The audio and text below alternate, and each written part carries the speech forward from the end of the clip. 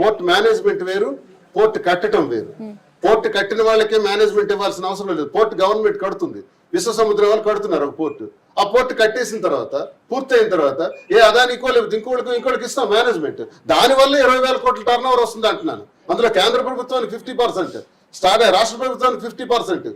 ఈ నిధులు, ఈ నిరుద్యోగ సమస్య తీరటానికి ప్రైవేటైజేషన్ చేయటం వల్ల ఇప్పుడు ఇదే ఉంది, స్టీల్ ప్లాంట్ ఉంది.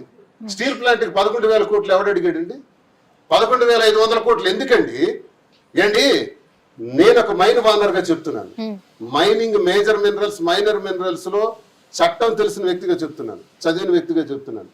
నేను ఒక మైన్ వానర్ గా నాకు కండిషన్ పెడతారు గవర్నమెంట్, నువ్వు ఫ్యాక్టరీ కడతావా అని. దేనికి పెడతారో తెలుసా?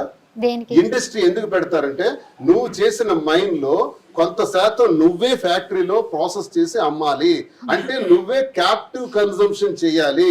దీనికి పదం ఏంటంటే క్యాప్టివ్ కన్జంప్షన్ అంటారు. క్యాప్టివ్ కన్జంప్షన్ నువ్వే చేసి అమ్మాలి, తర్వాత మిగతా ఎక్స్పోర్ట్ చేయి, ఇండియాలో ఎవరికైనా అమ్ము, కొంత శాతం మాత్రం నువ్వే ఫ్యాక్టరీ రన్ చేయాలని ఒడిశాలో కానీ ఇతర రాష్ట్రాల్లో కానీ ఇది రూల్ ఉంది. ఎట్ ది సేమ్ టైం నేను ఇదే పాయింట్ కింద అడుగుతున్నాను, కొంచెం రివర్స్ చేసి. మరి స్టీల్ ప్లాంట్ ఉంది విశాఖపట్నం, విశాఖ ఉక్కు ఆంధ్రుల హక్కు. ఒక్కసారి చెక్ చేయండి, ఒక్క ఆంధ్రుడు ఉంటాడు అందులో. 10% ఆంధ్రులు కూడా లేరు. 90% తెలుగు వారు కాకుండా ఇంకెవరెవరో ఇతర ప్రాంతాల వాళ్ళందరూ ఉన్నారు, ఫారినర్స్ కూడా ఉన్నారు. ఓకే, ఆ బాధ కూడా మేము అనిపిస్తున్నాం ఉత్తరాంధ్రలో. ఈ రోజు మీ ప్రభుత్వం వచ్చింది, ఎన్నికలకు ముందు పవన్ కళ్యాణ్ గాని చంద్రబాబు నాయుడు గాని ఏం చెప్పారండి? ప్రైవేటీకరణ అడ్డుకుంటామన్నారా? ఇప్పుడు ఏం చెప్పారు? 11,500 కోట్లు. ఎవడు అడిగాడు మీకు 11,500 కోట్లు? మీకు దమ్ముంటే అదే ఉక్కు ఫ్యాక్టరీకి, నేను రివర్స్ లో అడుగుతున్నా, క్యాప్టివ్ కన్జంప్షన్ ఉండాలి కదా. దానికి క్యాప్టివ్ కన్జంప్షన్ ఉండాలంటే మైన్ ఇవ్వాలి కదా. ఎందుకు మైన్ ఇవ్వరో చెప్పండి. మీరు ఒక ఇన్ని వేల కోట్లు టర్న్ ఓవర్ చేసేసి వైజాగ్ స్టీల్ ప్లాంట్ కి ఒక మైన్ ఇవ్వరా? ఐరన్ ఓర్ మైన్ ఇవ్వరా? ఇవ్వండి. ఇస్తే ఈ కూటమి ప్రభుత్వం విశాఖ ఉక్కు కర్మాగారానికి మేలు చేసిందని మేము నమ్ముతాం. ఆ ప్రాంతీయుడిగా ఉత్తరాంధ్ర వాడిగా మాట్లాడుతున్నాను. మీరెవరు ఈ జన్మకి ఎవరు అప్పిస్తారు? ఎవరికి కావాలి అప్పు? అంటే ప్రైవేటైజేషన్ లో భాగమే ఈ అప్పు. మేము దాన్ని పూర్తిగా, అందుకే ఎన్నికలకు ముందు ఒక మాట చెప్పారు, ఎన్నికలకు ముందు మాట మార్చారు. అర్థం పర్థం లేని మాటలతో కాలయాపన చేస్తారు. సీజ్ ద షిప్ అంటావు, నీకు షిప్ కి సంబంధం ఏంటి అసలు? Who are you to seize the ship? What grounds you have? What capacities you have? This is an international ship from Panama. Seize చేయాల్సింది, లెక్కలు తేలుతాయి. బియ్యం అందులోకి వెళ్ళింది ఈ ప్రభుత్వంలో. సీజ్ చేసిన బియ్యం షిప్ లోకి వెళ్ళేది. ఎవరి తప్పు? ప్రభుత్వం తప్పు కదా. ఒకవేళ సీజ్ చేసిన షిప్ ఎవరు సీజ్ చేశాడు దాని బియ్యాన్ని? మంత్రి కదా. మంత్రి సీజ్ చేసినప్పుడు ఆ మంత్రిని పక్కన పెట్టుకొని ఆ మంత్రిని నువ్వు ప్రశ్నిస్తాను మంత్రిని ప్రశ్నించవు. అక్కడ ఎమ్మెల్యేని మాత్రం తిడతావు. అది పద్ధతి కాదు. ఎమ్మెల్యే ఏం చేశాడండి? మంత్రి కదా సీజ్ చేశాడు.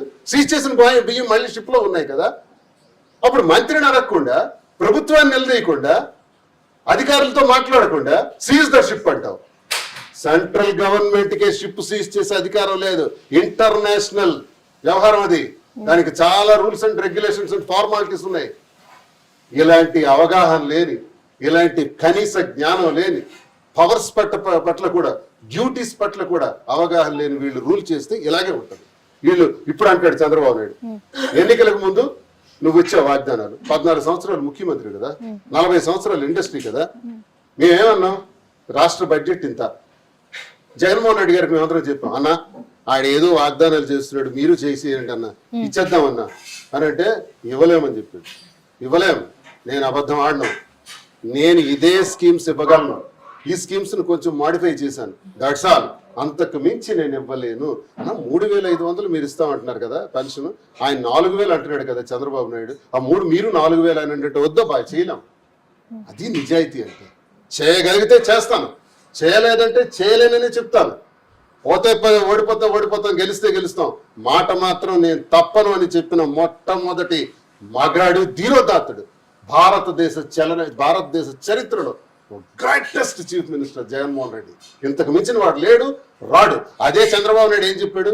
నేను ఇచ్చేస్తాను అన్ని చెప్పాడు. ఎంత అవుతుందో తెలుసు అంటే, చంద్రబాబు నాయుడు ఇచ్చిన బడ్జెట్ కనీసం 2 లక్షల కోట్లు ఒక ఏడాదికి అవుతుంది.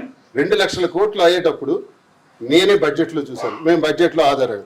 మొదటి బడ్జెట్ ఓటాన్ అకౌంట్ పెట్టుకుంటాం. ఎలక్షన్ వచ్చింది, గవర్నమెంట్ వచ్చిన తర్వాత ఈ భారతదేశంలో ఎవడైనా ఓటాన్ అకౌంట్ బడ్జెట్ పెట్టాడండి? ఎందుకు పెట్టాడో తెలుసా? వాస్తవాలు చెప్పలేక అబద్ధాలు ఆడారు కాబట్టి. ఈ రాష్ట్రానికి 15 లక్షల కోట్లు అప్పు ఉందన్నావు. గవర్నర్ గారి చేత 10 లక్షల కోట్లు అప్పు ఉందని చదివించావు. అంటే 5 లక్షల కోట్లు కిందకు వచ్చావు. 5 లక్షల కోట్లు ఏమైంది? అబద్ధం ఆడావు జనంకి. సరే, గవర్నర్ గారి చేత నువ్వు మాట్లాడించిన మాటలే కన్సిడరేషన్ చూసుకుందాం. గవర్నర్ గారు తన నోటి నుంచి 10 లక్షల కోట్లు అప్పు అంటే నేను బుక్స్ లో చెక్ చేశాను. కౌన్సిల్ లో 6,42,000 కోట్లు ఉంది అప్పు. మీరు చెక్ చేశారు ఇక మెంబర్ గా మేము ప్రశ్నించాము. 6,42,000 కోట్లు ఉంది. ఇది ఏ అప్పు తెలుసునండి? రాష్ట్రం విడిపోయిన తర్వాత వచ్చిన అప్పు. చంద్రబాబు నాయుడు 14 నుంచి 19 వరకు చేసిన అప్పు, 19 నుంచి 24 వరకు జగన్మోహన్ రెడ్డి గారు చేసిన అప్పు, అంతా కలిపి 6,42,000 కోట్లు అని ఎవరు రాశారో తెలుసా? సాక్షాత్ చంద్రబాబు నాయుడే రాశాడు బడ్జెట్ బుక్స్ లో. మరి నువ్వు 15 లక్షల కోట్ల అప్పు అని జనంకి ఎందుకు చెప్పావు ఎన్నికలకు ముందు? ఎన్నికలకు ముందు మేము ఓడిపోవడానికి, వాళ్ళు గెలవడానికి ఈ అబద్ధాలే రీజన్. మీడియా సపోర్ట్, ఆ సపోర్ట్ ద్వారా ఈ అబద్ధాల వల్లే జనం నమ్మారు. ఇప్పుడు వాస్తవాలు తెలుసుకున్నారు. 6,42,000 కోట్లని 2 రెట్లు ఎక్కువ చేసి చెప్తావా? అప్పు అని చెప్తావా? మోసం కాదా? సరే, అది ఒప్పుకుంటాను. అబద్ధం ఆడేవి జనం చూసుకుంటారు. మా సంగతి నువ్వేం చెప్పావు? పథకాలు ఆ రోజు ఇస్తానన్నావు. ఇప్పుడేమో ఆ టీవీ వైపు చూసి అసెంబ్లీలో చూస్తే భయం వేస్తుంది. ఈ సూక్తిముక్త వాళ్ళు చెప్పడానికి నేను ముఖ్యమంత్రిగా ఎన్నుకున్నారు. ఈ దౌర్భాగ్యమైన మాటలు చెప్పడానికి ఈ ప్రభుత్వాన్ని ఎన్నుకున్నారు. చూస్తే భయం వేస్తుందని చెప్తావా? రూలింగ్ లోకి వచ్చా? రూలింగ్ లోకి రాకముందు నీకు ఫిగర్స్ తెలీదా? రాష్ట్రంలో అప్పు ఎంతో తెలీదా? ఈ బడ్జెట్ మీరు చేసిన వాగ్దానాలు అమలు చేయగలవో లేదో మీకు స్పృహ కూడా లేదా? మోసం చేశారు కదా, మోసం చేసి అధికారంలోకి వచ్చారు. మేము మోసం చేయలేదు కాబట్టి అధికారం కోల్పోయాం. అది మా నిజాయితీ. ఇప్పుడు మాధురి చెప్పింది కూడా అదే, నేను చెప్పింది కూడా అదే. జగన్మోహన్ రెడ్డి గారికి నీతి నిజాయితీ ఉంది కాబట్టి మేము ఓడిపోయాం. చంద్రబాబు నాయుడు లాగా అబద్ధాలు ఆడుంటే మేము సింగిల్కి వెళ్ళామండి ఫైట్ కి. సరే, ఇప్పుడు 2000 డెవలప్మెంట్ చేయలేదని అన్నమాట. సరేనా? నేను అనట్లేదండి, నేను అనట్లేదు. నాది పర్సనల్ ఆన్సర్ కాదు, పర్సనల్ అభిప్రాయం కాదు. బయట జరుగుతున్న వార్తలను బట్టి నేను చెప్పడం జరుగుతుంది. పెట్టుబడులు సరే, నేను అడుగుతున్నా నీకు ఈ రాష్ట్రంలో ఎవరు నచ్చుతాడు, ఎవడు గొప్ప ఆర్గ్యుమెంట్ చేయగలుగుతాడు, డిబేట్ కూర్చోబెట్టదు కదా. దమ్ముంటే కూర్చోబెట్టి ఫిగర్స్ తో నేను వస్తాను. యాజ్ ఎన్ ఎమ్మెల్సీ గవర్నమెంట్ నుంచి వస్తాను. గవర్నమెంట్ లో భాగస్వామిగా ఉన్నాను నేను. ఇప్పుడు గవర్నమెంట్ లో ఒక పబ్లిక్ రిప్రజెంటేటివ్ ఉన్నాను. With details, with figures, with evidences నేను వస్తాను. దమ్ముంటే ఈ రాష్ట్రంలో కూటమి ప్రభుత్వం తరఫున ఒక్కడంటే ఒక్కడు దువ్వాడ శ్రీనివాస్ కి ఎదురుగా కూర్చుని ఆ ప్రభుత్వం గురించి గాని, జగన్మోహన్ రెడ్డి గురించి గాని విమర్శలు చేయగలిగితే, తప్పులు చూపించగలిగితే నేను దేనికైనా రెడీ. సవాల్ ఉందా? నాకు తెలిసిన కొన్ని నేను అడుగుతాను సార్. పెట్టుబడులు ఎన్ని తీసుకొచ్చారు? పెట్టుబడి ఒక మాట వచ్చిన పెట్టుబడి రివర్స్ కూటమి ప్రభుత్వం అడిగేస్తూ నువ్వు చెప్పేస్తున్నావు పెట్టుబడి గురించి. పెట్టుబడి రావాలంటే రోడ్లు కావాలి. ఇప్పుడు ఫర్ ఎగ్జాంపుల్ నువ్వు ఒక ఊరు నుంచి ఒక ఊరికి వెళ్ళాలంటే నీకేం కావాలి? ఫస్ట్ బస్ స్టాప్ కావాలి, బస్సులు కావాలి, లేదా రైల్వే స్టేషన్ కావాలి, రైలు కావాలి, లేదా ఎయిర్పోర్ట్ కావాలి, ఫ్లైట్స్ ల్యాండింగ్ కావాలి. ఇది కదా ముందు ఈ రవాణా జరిగితేనే. ఈ రవాణా జరగడానికి రోడ్లు ఉండాలి. రవాణా సదుపాయం ఎప్పుడైతే ఉంటుందో అప్పుడు మాత్రమే పెట్టుబడిదారులు వస్తారు. ఆంధ్రప్రదేశ్ ఇచ్చాపురం నుంచి నెల్లూరు వరకు సుమారు 927 కిలోమీటర్లు సముద్ర తీర ప్రాంతం ఉన్నది. ఇది చంద్రబాబు నాయుడు అయినా, జగన్మోహన్ రెడ్డి గారు అయినా, ఇంకొకళ్ళైనా ఇది నగ్న సత్యం, ఇది వాస్తవం. ఇంత సుదీర్ఘం ఉన్నటువంటి సముద్ర తీర ప్రాంతం ఉన్నటువంటి ఆంధ్రప్రదేశ్ ఎందుకు పెట్టుబడి పరిశ్రమలకు వెనుకబడి ఉంది? అదే అందులో సగం కూడా 600 కిలోమీటర్లు మాత్రమే గుజరాత్ మాత్రం ఎందుకు ఇండస్ట్రియల్ ఏరియా అయింది? అక్కడ అభివృద్ధి చెందడానికి కారణం ఏంటి? సముద్ర తీరాన్ని గుజరాత్ లో వాడుకున్నంతగా, మహారాష్ట్రలో వాడుకున్నంతగా ఆంధ్రప్రదేశ్ లో 927 కిలోమీటర్ల సముద్ర తీరాన్ని మనం యూజ్ చేసుకోలేకపోయాం. సముద్ర తీరాన్ని ఎప్పుడైతే యూజ్ చేసుకోగలుగుతామో అప్పుడే రవాణా పెరుగుతుంది. అప్పుడే రవాణా పెరిగినప్పుడు మాత్రమే నువ్వు నేను పిలవక్కర్లేదమ్మా, వాళ్లే వస్తారు. నేను ఎందుకు హైదరాబాద్ వచ్చాను? వ్యాపారం పెట్టడానికి. ఇంకెక్కడికి ఎందుకు రాలేదు? ఇక్కడ ఫెసిలిటీ ఉంది కాబట్టి వచ్చాను. నా ఇన్వెస్ట్మెంట్ నేను ఇక్కడ పెట్టడానికి వచ్చాను. అలాగే ఈ ప్రపంచంలో ఏ వ్యాపారికి కూడా నువ్వేం రెడ్ కార్పెట్ గ్రీన్ కార్పెట్ వేయకో, వాళ్ళే వస్తారు. They will come, but you give the values ఇవ్వు, ఆ రోడ్స్ ఇవ్వు, ఆ ఇన్ఫ్రాస్ట్రక్చర్ ఇవ్వు. ఇన్ఫ్రాస్ట్రక్చర్ ఇవ్వడానికి ఎవడైతే ఆలోచిస్తాడో వాడు మగాడి రాష్ట్రానికి. అలా ఆలోచించిన మొట్టమొదటి వ్యక్తి జగన్మోహన్ రెడ్డి. అందులో భాగంగా వచ్చినవే 4 సీపోర్ట్లు. 4 సీపోర్ట్ల వల్ల 20,000 కోట్లు ఒక్కొక్క సీపోర్ట్కి టర్న్ ఓవర్ వస్తుందని ఎందుకు చెప్పానో తెలుసా? Minimum because of transport, imports and exports. ఇప్పుడు మూలపేట పోర్ట్ ఇచ్చారు జగన్ అన్న. మూలపేట పోర్టుకు ముందు శ్రీకాకుళంలో భావనపాడు పోర్ట్ అని వాగ్దానం ఇచ్చారు. ఎవరో తెలుసా? ఇందిరాగాంధీ గారి కాలం నుంచి ఇచ్చి 50 సంవత్సరాలు అయింది. ఎవడు ఇవ్వలేకపోయాడు. భావనపాడు అలాగే కలగా మిగిలిపోయింది. చంద్రబాబు నాయుడు చెప్పాడు, అందరూ చెప్పారు, ఎవరు చేయలేకపోయారు. ఈరోజు మూలపేట పోర్ట్ని జగన్మోహన్ రెడ్డి గారు 80% పూర్తి చేశారు. ఒక్కేడాది ఏప్రిల్ 19, 2023 కొబ్బరికాయ కొట్టారు. ఏప్రిల్ 24కి వచ్చినప్పటికి నేనే చెప్పా, అదే అచ్చెన్నాయుడు, రామ్మోహన్ నాయుడు చెప్పారు శంకుస్థాపనలకే మిగిలిపోతాయి అన్నారు. షిప్ తెస్తామన్నాను. వచ్చే ఏప్రిల్ ఎన్నికలకు ముందే షిప్ వస్తుంది అన్నాను. షిప్ వచ్చింది. ఫొటోస్ కావాలంటే డేట్స్ తో సహా పెడతాను, చూసుకోండి. షిప్ తెచ్చాం. ఇది దమ్మంటే. ఎందుకు ఇంత బాధపడ్డావో తెలుసునండి.